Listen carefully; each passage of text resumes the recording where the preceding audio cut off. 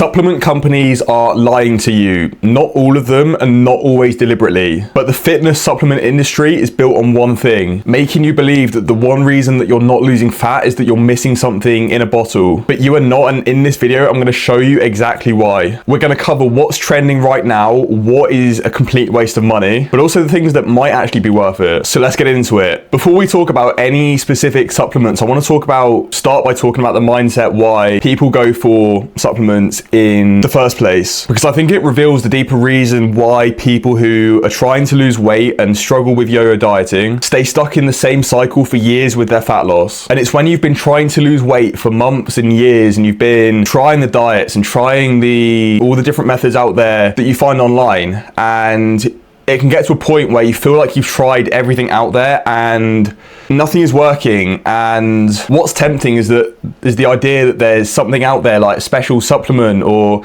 something that you're not doing yet, that's going to be the magic switch that's going to sort you out once and for all. And I get why it's tempting, because we all want that quick fix. We don't want to approach the reality of the potential work that we actually have to put in to like fully finally make that change. So if we can get it in a bottle, then a lot of us are going to want to go for that right away. And this does tie into the conversation now around weight loss jabs. I'm not going to get into that in this video. It's a completely different topic and definitely might have some validity to it. I'm not going to cover it today, but I will do in a future video. But the bottom line for fat loss, which is going to save you a lot of frustration and a lot of money, is that fat loss is just the result of a sustained calorie deficit over time. Granted, there are different ways, different mechanisms that are going to get you into that deficit, but fundamentally your training, your nutrition, your sleep, your movement, your daily protein intake, these are the core foundations that are going to make your fat loss sustainable. And then supplements, they're called supplements for a reason. They're to supplement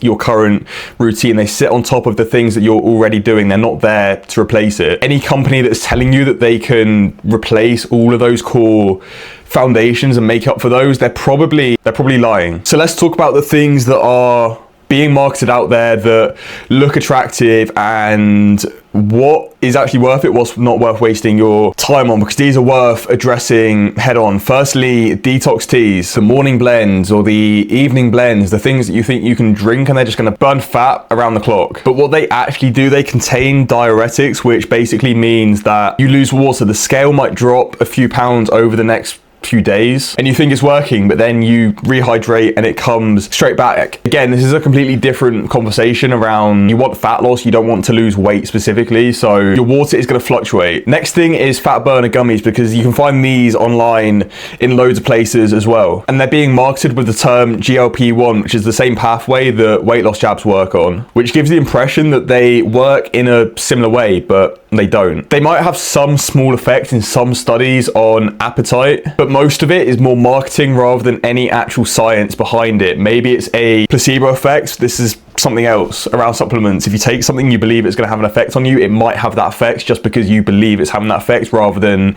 independently the supplement actually causing that. Now, where it gets interesting is that some supplements do have an actual mechanism behind them. It might sound convincing, but when you actually dig into the data, the actual effect size of that supplement is so small that it barely justifies the cost or the expectation that you think it's going to do. For example, green tea extract, which does contain compounds that when it's combined with caffeine can slightly increase thermogenesis, which basically means that your body burns a few more calories. And there is evidence that these two combined can result in a slight increase in calorie burn and fat oxidation. But when you isolate the green tea from the caffeine, the effect pretty much disappears and the caffeine is doing most of the work. The additional fat loss, less than 1 kilo over 12 months, so don't waste your time. The next one, L-carnitine, which does play a role in transporting fatty acid into mitochondria to be burned for energy. So the theory goes that more carnitine means more fat burning, but your body already makes its own carnitine. Unless you're clinically deficient, which is rare, supplementing doesn't meaningfully increase fat burning. So that covers a few of the main supplements. There are way more out there, way more things that I've probably not even looked into, but I don't want to bore you with those. But something that I think is worth covering, because a lot has been said about them recently, it's ketones. And essentially what they are is, let's say you're following a low carb diet, like a ketogenic diet. Your body runs low on glucose and then starts relying on ketones for fuel. Exogenous ketones, which you take, which are the supplements, and raise your blood ketone levels without you actually having to follow a ketogenic diet. Your body will then use them for fuel, but when it gets complicated for fat loss, taking a ketone supplement does raise your blood ketones, but that doesn't mean that you're then burning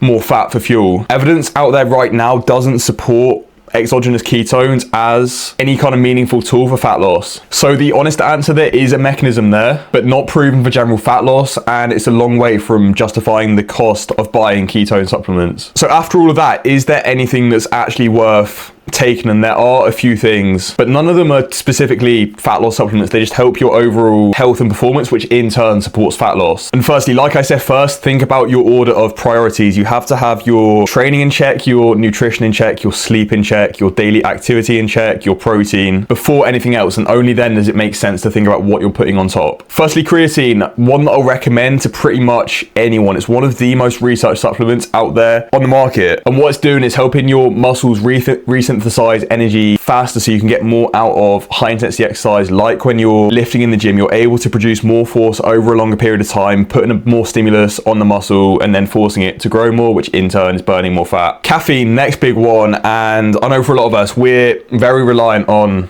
caffeine. A lot of us just can't function without it. There's some evidence that it can, to an extent, increase thermogenesis, but what it definitely can do is help you to get more out of your sessions. You shouldn't necessarily be relying on it every single time to train, because then there's maybe deeper issues going on with your just overall energy levels. But if it's helping to push yourself more in the gym, you're getting more out of your sessions and you're more motivated to try harder. Again, in turn, you're going to build, break down the muscles more, build more lean muscle, and in turn improve your shape, help you burn more calories. Third one, vitamin D, and this is a big one, especially if you live in the UK. Maybe not so much recently because we've actually had some decent weather, but some crazy percentage of people are deficient in vitamin D, and if you're not taking it, it's very unlikely you're getting enough. Where you want to be supplementing, somewhere around 1 to 2,000, maybe up to 4,000, because there is an argument where if you take too much vitamin D, that's also not good for you. If you're not sure, get your levels tested first, which goes the same for anything. You will never truly know until you actually fully get yourself tested. But anyway, next one, omega-3, which again is a massive one, and most of us just generally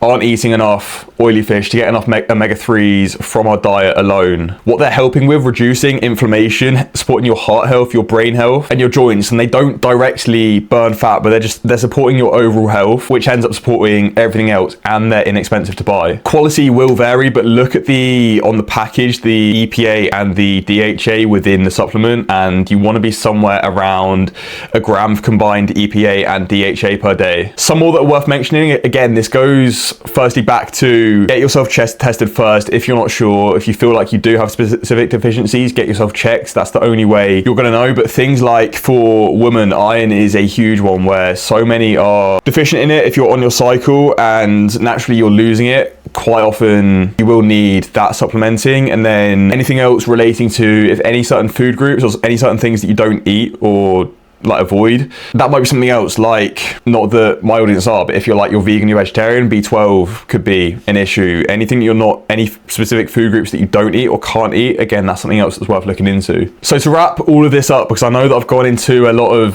specific information in this video, the supplement industry is built on the idea that you're missing something. The reason why you're not where you want to be physically is that you're missing these little supplements that are framed as the gap, the thing that you need to get from where you are to where you want to be. But very rarely is it ever going to be that one thing that's going to make all the difference. They're called supplements for a reason.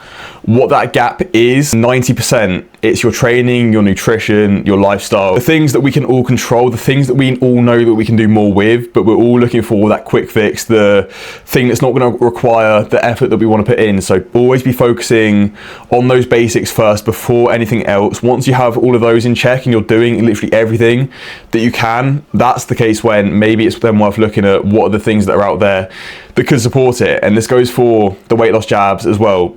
A whole another topic for a different video, like I said, but you want to always be focusing on controlling these things that you can before you look outside of yourself for anything that you can take to do it for you. Anyway, if you found this video useful, go drop a like, leave me a comment, let me know if you're currently taking supplements and what you do find beneficial. Drop subscribe to see more videos like this. If you're on a fat loss journey, you struggle with yo-yo dieting, going around in circles, I cover videos talking through exactly how you can overcome that. And if you're in a position right now where you know that you're needing that extra level of help and support on your fat loss journey from a coach, I'll leave a link to the form to work with me also in the description. If you fill that out with your details, I'll get back to you. We can schedule a chat to talk through more about your situation, where you are now, where you want to be. But thank you for sticking around to the end, and I will catch you in the next one.